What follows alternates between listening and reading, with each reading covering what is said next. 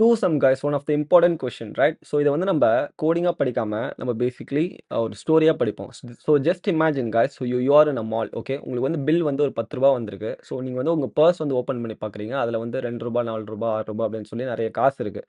So அப்போது உங்கள் friend வந்து சொல்கிறாங்க, ஸோ நம்ம ஏன் எல்லா பேஸையும் ட்ரை பண்ணி பார்க்கக்கூடாது அப்படின்னு சொல்லி கேட்குறாங்க. ஸோ நீங்கள் வந்து என்ன பண்ணுறீங்க, அப்போ 2 பேரும் சேர்ந்து 2+4 கிடைக்கல, 2+6 கிடைக்கல, 2+7 கிடைக்கல, 4+6 கிடைச்சிருச்சு. Okay, so this works per good only right.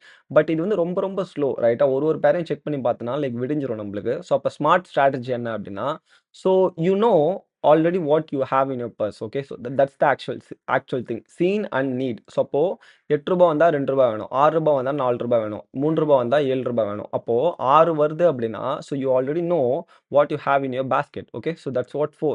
So அப்போ 6+4 = 10. அப்போ லாஜிக் என்ன, loop through coins. You have 2னா நீட் 8, யூ ஹேவ் 4னா need 6. So have 6 need 4 found in the memory right.